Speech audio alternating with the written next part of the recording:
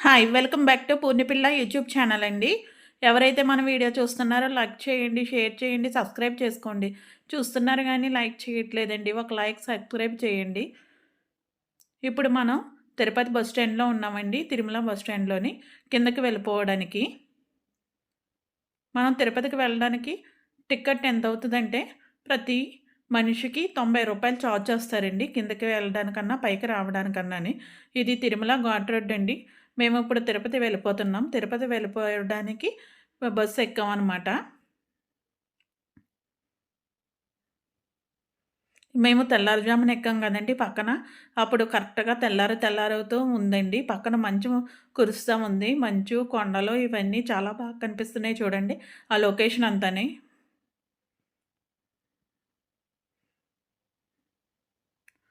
మీకు అందరికీ ఉండొచ్చు. టికెట్ ఎంత పడతదంటే ఫస్ట్ ఎళ్ళేవోళ్ళు అత్తమానం వెళ్ళేవోళ్ళు కన్నాని కొండ ఎక్కడానికి మనకు రూ. 90 కొండ దిగడానికి. ఎలక్ట్రికల్ బస్ అయితేని 110 ఎంతో ఉంటదనుకుంటానండి.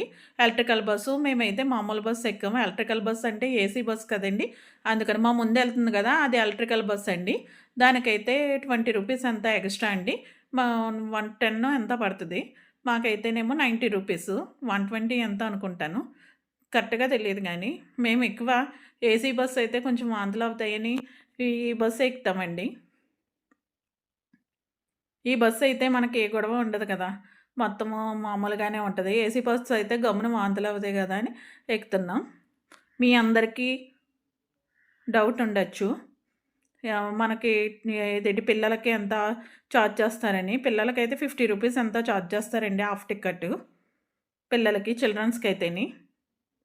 మనం 5 ఇయర్స్ దాటాకనే కంపల్సరీ టికెట్ తీయాలి గదండీ! పిల్లలకైతే రూ. 50 పెద్దోళ్ళకైతేనేమో రూ. 90 అండి టికెట్టు. అలాగే మీకు కళ్యాణం తిరుపతిలోని కళ్యాణం టికెట్ ఎంత పడతది? ఏంటి? అన్నది గూడా చెప్తానండి. మనము తిరుపతిలో కళ్యాణం టికెట్ అండి రూ. 1000 అండి. రూ. 1000 పడతదండి. రూ. 1000 పడితే మనం వెళ్లి మేమెక్కువ కళ్యాణం టికెట్ తీసుకునే కళ్యాణానికి వెళ్తామండి ఆన్‌లైన్‌లో. ఆ కళ్యాణం టికెట్ రూ. 1000 పడతదండి. Husband and wife. పిల్లలు 12 సంవత్సరాల లోపు పిల్లలనైతే ఫ్రీగా తీసుకెళ్ళొచ్చండి. 12 సంవత్సరాలు దాటితే కంపల్సరీ మనం రూ. 300 దర్శనం టికెట్ ఉంటే మన ఆధార్ కార్డు సేమ్ మన ఇంటి పేరు, పిల్లల ఇంటి పేరు ఆధార్ కార్డ్‌తో ఉంటే ఆ టికెట్ రూ. 300 టికెట్ ఇది చూపిస్తే మనము పిల్లల్ని తీసుకొని వెళ్ళొచ్చండి. మనం ఏ రోజు కళ్యాణం చేయించుకుంటామా అన్నది తెలిస్తే ఆ రోజు మనం ఆన్‌లైన్‌లో టికెట్ తీసుకోవచ్చండి. ఆన్‌లైన్‌లో టికెట్ తీసుకుంటే మనకి కళ్యాణం టికెట్ ఇస్తారు. దాంతో పాటు మనకి పంచ, రవక కూడా ఫ్రీగా ఇస్తారండి. మనం లడ్డూలు దానికి మళ్ళీ ఒక లడ్డు కూడా ఫ్రీగా ఇస్తారండి. లడ్డు, పంచ, రవక ఫ్రీ ఇస్తారండి. అది మనం ఆ టికెట్ పట్టుకెళ్ళి లడ్డూల కౌంటర్‌లో చూపిస్తే పైన అనమాట కళ్యాణం టికెటోళ్ళది. వాళ్ళకి లడ్డు, పంచ, రవక ఫ్రీగా ఇస్తారండి. మీరు కళ్యాణం టికెట్ తీసుకొని అలాగెళ్ళాలనుకుంటున్నారా? సుపథం లైన్ ఉంది కదండీ! సుపథం లైన్‌లోంచి మనం కళ్యాణం టికెట్ తీసుకొని సుపథం లైన్‌లోంచి ఎళ్ళొచ్చండి. సుపథం లైన్‌లోంచి చిన్న పిల్లలు 1 ఇయర్ లోపు బేబీ తల్లిదండ్రులను కూడా పంపిస్తారండి. అక్కడికి వెళ్ళినప్పుడు ఆళ్ళకి ఆ టైం ఉంటదనుకుంటాను. వాళ్ళు కూడా పంపిస్తారు. కళ్యాణం వోళ్ళు మాత్రం సుపథం లైన్ నుంచి వెళ్ళొచ్చండి. కళ్యాణం మధ్యాహ్నం 12కి స్టార్ట్ అవుతదండి కరెక్ట్‌గా. అంటే మనము 10 అవుతుల్లోకి సుపథం లైన్‌లోకి వెళ్ళాలండి. అందరినీ ఒకేసారి వదులుతా ఉంటారనమాట. మనం కళ్యాణానికి వెళ్ళి మనం కళ్యాణానికి వెళ్ళినప్పుడు అందరిని ఒకేసారి వదులుతారు కదండీ! 12 నుంచి 1 దాకా కళ్యాణం. ఆ దేవుడి కళ్యాణం మనం చూడొచ్చండి కళ్ళారా. ఆ తర్వాత మనం వెళ్ళి లైన్‌లోని పక్కనేని మనకి కళ్యాణం అన్నది లోన గర్భగుడి ఉంది కదా! అక్కడ జరుగుతా ఉంటదండి. ఆ తర్వాత మనము ఆ పక్కనేని లైన్ నుంచి పంపించేస్తారు. గజస్తంభం పక్కన దారి ఉంటదండి కళ్యాణం జరిగేది. మనము ఎంట్రన్స్ అవ్వగానే తలుపు పక్కన వే ఉంటదండి. కళ్యాణం వాళ్ళు అందరూ ఇలా రావాలి, రావాలి అని చెప్తారు. ఆ వేలోంచి వెళ్ళామంటే మనకు కళ్యాణం దగ్గరికి స్వామివారి కళ్యాణం దగ్గరికి వెళ్ళే చోటు ఉంటదండి. అక్కడ మనం కళ్యాణం అవ్వగానే మా గజస్తంభం దగ్గరికి వచ్చేస్తామనమాట. ఆ పక్క నుంచే మనకి దారిస్తారండి దర్శనానికి. అలా మనం కళ్యాణం అయిపోయిన తర్వాత దర్శనానికి వెళ్ళొచ్చండి. దర్శనం చేసుకొని వచ్చేయొచ్చు. దర్శనం చేసుకొని మేము ఆల్రెడీ కళ్యాణం చేయించుకుని, దర్శనం చేసుకొని వచ్చేస్తామండి. దర్శనం చేయించుకొని వచ్చేసిన తర్వాత అక్కడే మనం బయటకొచ్చిన తర్వాత వెంగమాంబ అన్నదాన ప్రసాద కేంద్రంలో భోంచేసి ఆ తర్వాత లడ్డూలు ఇవి తీసుకుని వచ్చేస్తామండి. మేము ఇప్పటికి చాలా సార్లు మీకు ఆల్రెడీ కళ్యాణం గురించి చెప్తున్నాను అనుకుంటున్నారా? ఆల్రెడీ మీకు డౌట్ ఉంటది కదా! ఇది కళ్యాణానికి ఎంత అవుతదని మొదటిసారి వెళ్ళే వాళ్ళకి ఎలాగ వెళ్ళాలి? మనం మాత్రం ఉదయాన్నే 10కి మాత్రం మనం శుభదం లైన్‌లోకెళ్ళి మాత్రం వెళ్ళిపోవాలండి 10కి. ఎందుకంటే మళ్ళీ ఆ తర్వాత అనుకో 12కి కళ్యాణం స్టార్ట్ అయిపోయిందనుకో, మన లైన్‌లోంచి వెళ్తుల్లోకి 12 దాటేస్తది ఒక్కోసారి. ఎక్కువ జనం ఉన్నా ఏదున్నా. అందుకని 10 అవుతుల్లోకి మాత్రం మనం వెళ్ళిపోవాలి. 12కి 12:30కి వచ్చారనుకోండి 11 కట్టని. కొంచెం లేట్ అవుతది. అదే మనకు 10 అవుతుల్లో కానీ ఇచ్చారు కదా! ఆ టైంకి వచ్చేసామనుకోండి, మనకు కరెక్ట్‌గా టైం సరిపోతది. అలాగే 300 ఎంట్రీ రూపీస్ టికెట్‌లకి దారి వేరేగా ఉంటదండి. ఆ వేరే మార్గాన్ని వెళ్ళాలనమాట. వర్చువల్ సేవ 300 టికెట్లు దారి మొత్తం అంతా ఒకటేనండి. వర్చువల్ సేవ టికెట్లు కూడా వర్చువల్ సేవ టికెట్లు అంటే ఏటనుకుంటున్నారా? మన పేరున ఆన్‌లైన్‌లోననమాట ఒక్కొక్కళ్ళకి మనిషికి 500 పడతదండి. సహస్ర దీపాలంకరణ సేవ ఇవన్నీ ఉంటాయండి. ఇవన్నీ ఉంటే మనం వర్చువల్ సేవ అన్నదేటంటే ఆన్‌లైన్‌లో తీసుకోవాలి. అది మనం ఎప్పుడు డేట్ కుదురుతది అన్నదే వర్చువల్ సేవ టికెట్ ముందు ఈ నెలలో మనం టికెట్ తీసుకున్నామనుకోండి, మనకి ఎప్పుడు దర్శనం ఫ్రీగా ఉంటదో అప్పుడు మనం ఆ టికెట్ మీద ఇప్పుడు వచ్చే నెల గానిపోతే లేదా ఏప్రిల్ నెలలో ఇచ్చారనుకోండి టికెట్స్.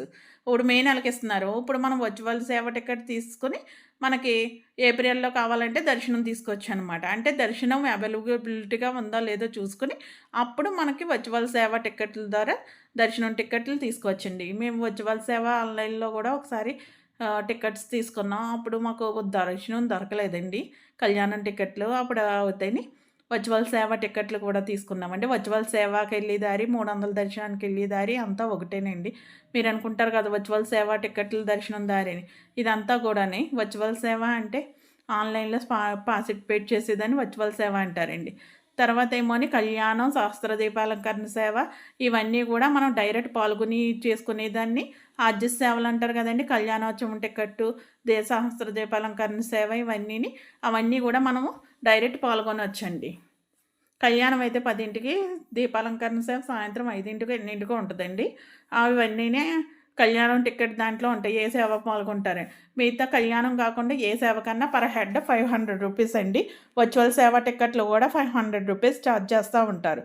ఇవన్నీ మీకు తెలిస్తే మీకు ఈజీగా ఉంటది కదా! ఎంత అమౌంట్ పడతది, ఏటి అన్నది తెలుస్తదండి. ఓన్లీ 500 రూపీసేనండి. మనం ఆన్‌లైన్‌లో టికెట్లు రిలీజ్ చేస్తామంటారు కదండీ!